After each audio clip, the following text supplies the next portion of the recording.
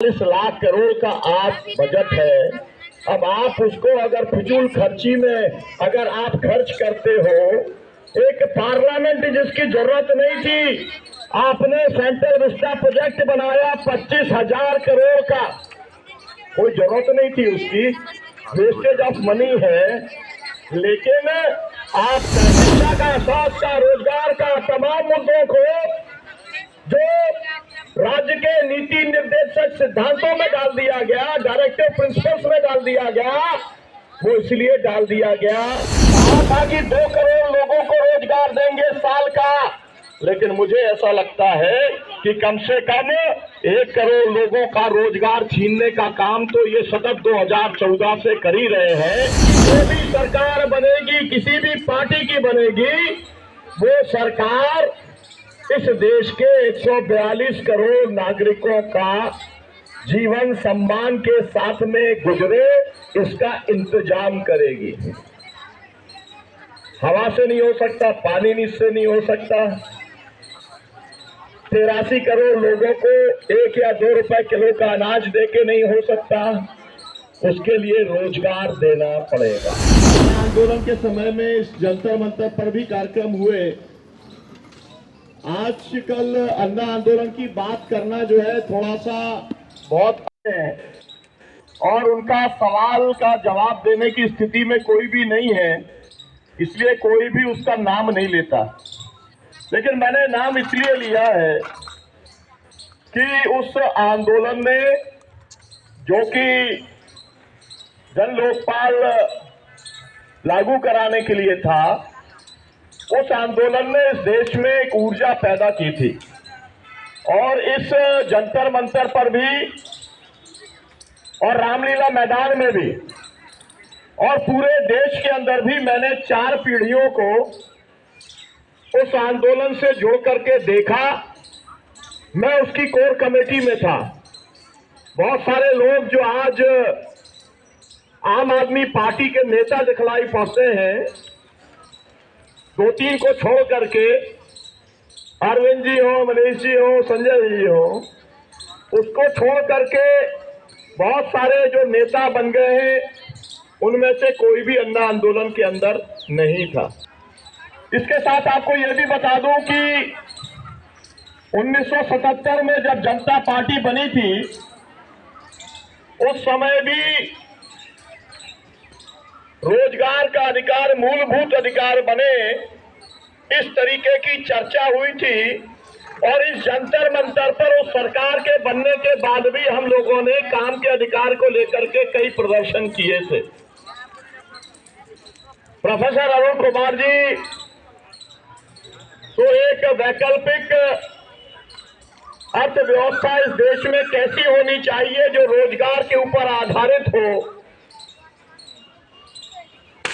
उसको बताने, समझाने और उसका एक इकोनॉमिक मॉडल डेवलप करने का काम प्रोफेसर अरुण कुमार जी, मैं पिछले 3-4 दशक से देख रहा हूं कि वो कर रहे हैं।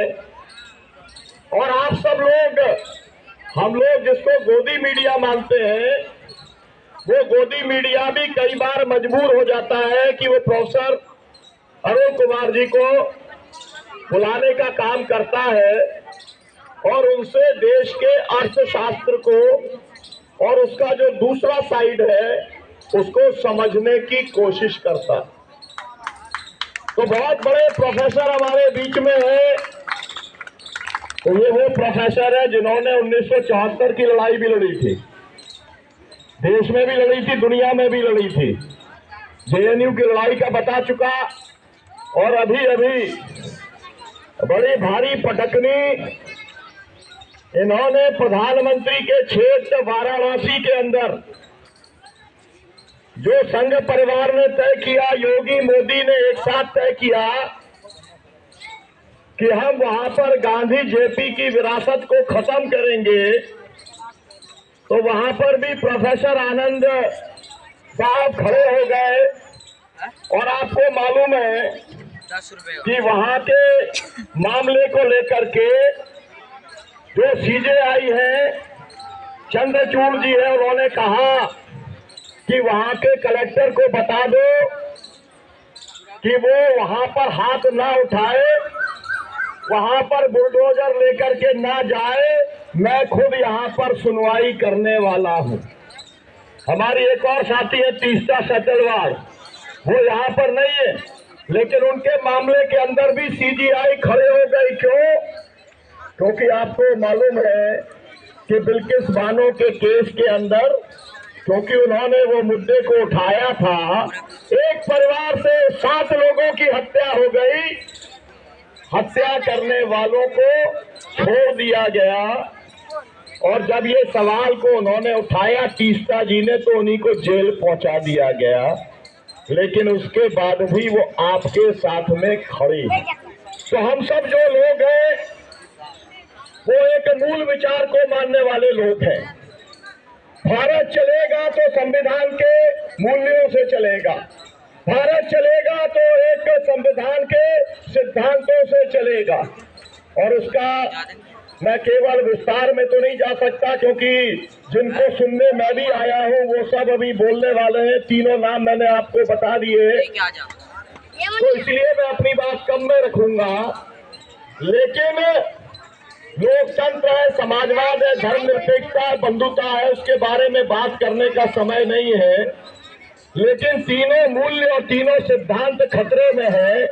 लेकिन आपके आंदोलन से जुड़ी हुई बात एक है, वो ये है कि भारत का संविधान सभी को सम्मान पूर्वक जीवन जीने का अधिकार देता है।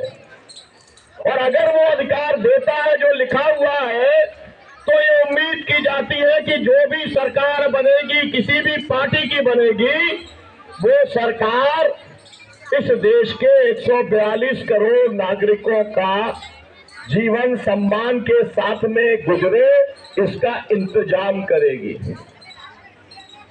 हवा से नहीं हो सकता, पानी से नहीं हो सकता।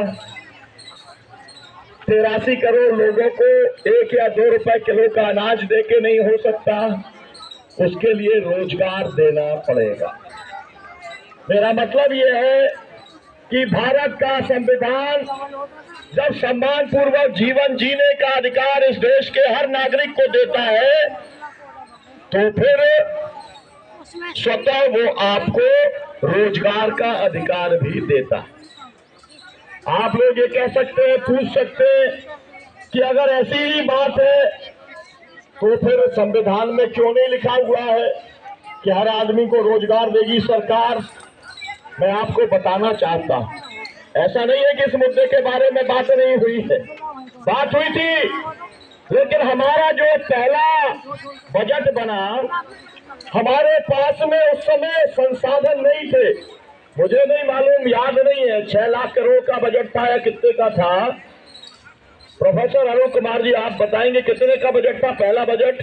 6 लाख करोड़ का या उससे भी कम का था जी। लेकिन अब जो हमारा बजट है वो 40 लाख करोड़ का है बहन जी, 40 लाख करोड़ का है।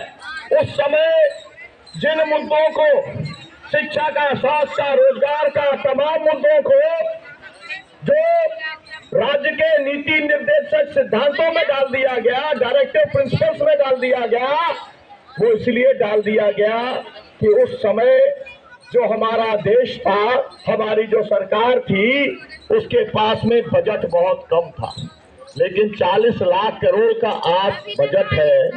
अब आप उसको अगर फिजूल खर्ची में अगर आप खर्च करते हो, एक पार्लियामेंट जिसकी जरूरत नहीं थी, आपने सेंट्रल विस्टा प्रोजेक्ट बनाया 25,000 करोड़ का, कोई जरूरत नहीं थी उसकी, वेस्टेज ऑफ मनी है। लेकिन आप पैसा बर्बाद कर रहे हो। आप हथियार खरीदते हो, भारत पाकिस्तान पहले यहाँ पर करते हो, हिंदू मुसलमान पहले यहाँ पर करते हो, युद्ध का वातावरण बनाते हो, फिर हथियार खरीदते हो, हथियार के लिए पैसा बजट से देते हो। कितना देते हो? 10 से 15% बजट। सोचिए आप कितना हजार करोड़ हुआ? 40,000 करोड़ से ज्यादा का हो गया।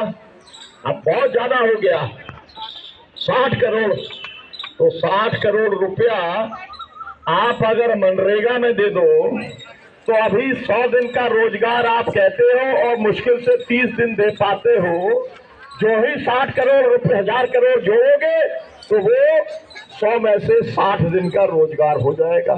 सीधी सीधी बात है। मेरा कहने का मतलब ये है कि अब भारत सरकार के पास में पैसा है और इसलिए जब संविधान बन रहा था तब भी हम ये चाह रहे थे कि देश के हर नागरिक के लिए जीविकोपार्जन का इंतजाम होना चाहिए, लेकिन संसाधन नहीं थे। आज संसाधन है और इसलिए हमारी ये मांग को पूरा करना, कोई भी सरकार आ जाए, किसी भी पार्टी की सरकार आ जाए, उसकी ये जिम्मेदारी है। अगर वो सत्ता के अंदर बैठे हैं तो उनको ये काम करना ही पड़ेगा। मैं क्योंकि संयुक्त किसान मोर्चे का 550 किसान संगठनों का जो एक मंच बना है उसकी कोर कमेटी का सदस्य हूं, उसके नाते मैं ये कहना चाहता हूं कि आज भी खेती 100 में से 65 लोगों को रोजगार देती है, लेकिन ये जो सरकार है केंद्र की सरकार, वो खेती को भी नष्ट कर रही है और इसीलिए वो रोजगार भी खत्म हो रहा है। और जब किसान खत्म होता है, किसानी खत्म होती है, तो खेतीहर जो मजदूर है वो भी बेरोजगार हो जाता है। तो इस सरकार ने रोजगार देने की बजाय बेरोजगार पैदा करने का काम किया। कहा था कि 2 करोड़ लोगों को रोजगार देंगे साल का, लेकिन मुझे ऐसा लगता है कि कम से कम 1 करोड़ लोगों का रोजगार छीनने का काम तो ये सतत 2014 से कर ही रहे हैं। ज्यादा अच्छे आंकड़े प्रोफेसर आनंद कुमार और प्रोफेसर अरुण कुमार बताने का काम करेंगे। मेरा कहना यह है इस देश में अगर रोजगार पैदा होना हो तो छोटे उद्योगों को, छोटे व्यापार को और छोटा जो कृषि के ऊपर आधारित उद्योग है उसके ऊपर फोकस करने का काम करना पड़ेगा। और ये भी मैं कहना चाहता हूँ, मेरी आखिरी बात है, मनरेगा के अंदर एक प्रावधान है, तो आपको, क्योंकि वो शहरों में लागू नहीं है तो शायद आपको उसकी इतनी जानकारी नहीं होगी।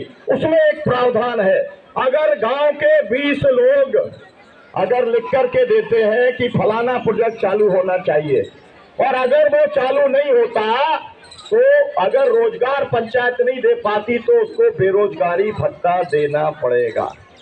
लेकिन ये कमाल की सरकार है, कानून बना देती है लेकिन किसी को बेरोजगारी भत्ता नहीं दे रही। तो एक तो हम ये मांग करते हैं कि जिस तरीके से ग्रामीण क्षेत्र के लिए जैसे रोजगार गारंटी योजना है, ऐसी योजना शहरी क्षेत्र के लिए भी बनाई जानी चाहिए। ये हमारी एक बड़ी मांग है हमारी। और खेती के अंदर जो रोजगार खत्म कर रहे हैं उसको भी बचाने का काम करना चाहिए। बेरोजगारों को काम दो, रोजगार का अधिकार लेके रहेंगे, रोजगार का अधिकार लेके रहेंगे। बहुत बहुत शुक्रिया, बहुत बहुत धन्यवाद।